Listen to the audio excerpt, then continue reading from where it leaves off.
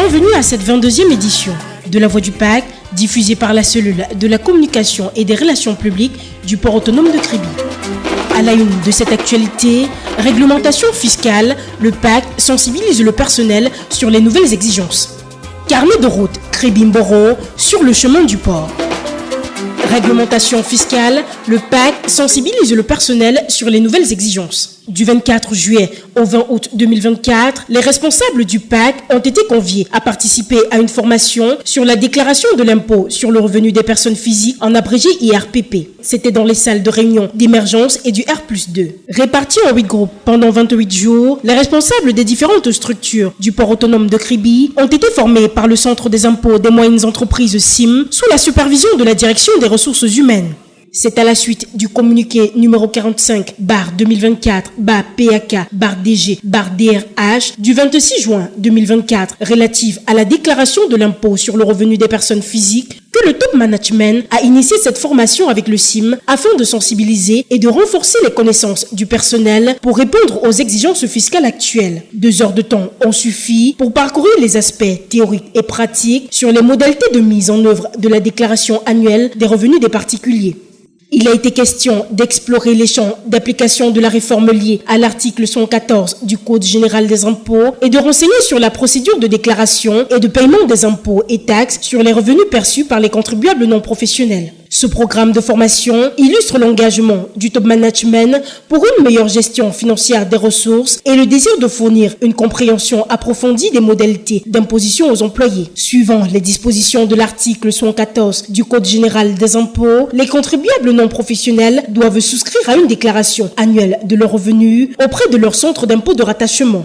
Les responsables du port autonome de Kribi ont été sensibilisés aux divers types de revenus imposables aux personnes physiques non professionnelles ayant un domicile fiscal au Cameroun, notamment le salaire, les pensions, les traitements, les revenus fonciers. Les revenus issus des activités commerciales, industrielles, artisanales ou agricoles en font également partie. Les participants ont appris comment remplir les formulaires en respectant les exigences de la télédéclaration. Ceux-ci ont été sensibilisés à l'importance de la soumission avant la date limite du 1er septembre 2024, date butoir impérative et exceptionnelle cette année, alors que la date réglementaire habituelle de déclaration des revenus annuels est fixée au 30 juin de chaque année. Pour faire sa déclaration, le contribuable non professionnel détenteur d'un numéro d'identifiant unique NIU se rend sur le site web de la Direction générale des impôts www.impôts.cm et clique sur l'onglet Déclaration des particuliers. Il accède à la page de connexion et renseigne son NIU ainsi que son mot de passe pour accéder à son compte fiscal. 40 est le mot de passe par défaut pour la première connexion.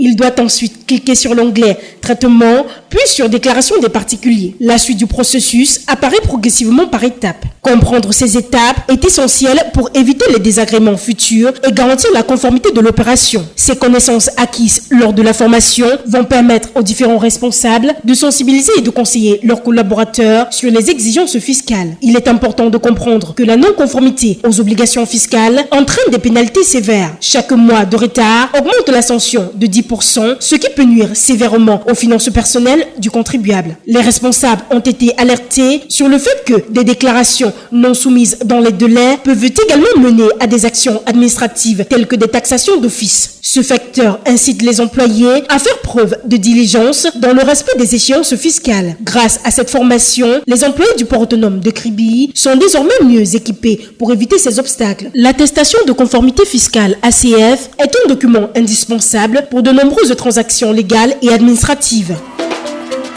Carnet de route Kribi-Mboro sur le chemin du port.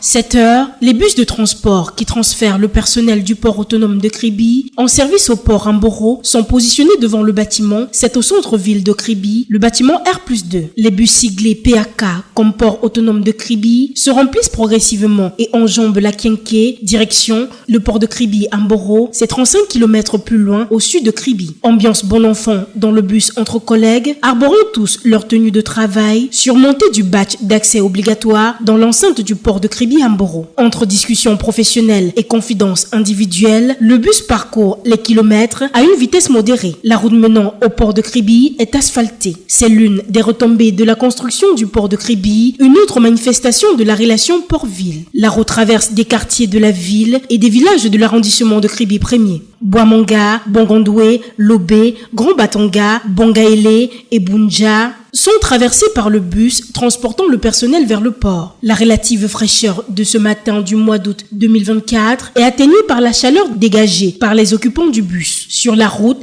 à droite du sable, fin, jaune, se dort au soleil sur des plages vierges, ouvertes, sauvages, inoccupées, à quelques mètres seulement de la chaussée. La mer dont les vagues viennent mourir sur la plage, au pied de quelques cocotiers, est calme ce matin et le soleil qui pointe se reflète sur les vitres du bus. À gauche de la route, une forêt vierge, exubérante, luxuriante, percée de quelques habitations qui se modernisent progressivement et des infrastructures industrielles qui prennent possession de ces espaces en friche riche de leur potentialité. 33 km déjà, les bâtiments et les portiques du port de Kribi sont visibles au loin et s'y dressent avec fierté à côté de la vaste étendue d'eau à perte de vue où va mourir le regard. Et nous voici au port de Kribi-Amboro, 35 km au sud de Kribi. La route continue sur la gauche vers Kampo. Plus loin et tout droit, c'est l'entrée dans l'espace portuaire, matérialisée par une entrée majestueuse. Le gate se dresse devant le bus. Des agents de la sécurité portuaire s'activent. Il faut montrer patte blanche pour accéder dans l'enceinte du port de Kribi-Amboro. La sécurité portuaire contrôle systématiquement les badges d'accès de chaque employé embarqué dans le bus avec un détecteur de code barre. Contrôle terminé, la voie est ouverte. Le trajet a duré une trentaine de minutes. Il est 7h30. La journée de travail commence. Et c'est ainsi que s'achève cette édition de La Voix du Pac. À la présentation, j'étais Tatiane Gueffac. Merci pour votre attention. Rendez-vous la semaine prochaine pour un nouveau numéro.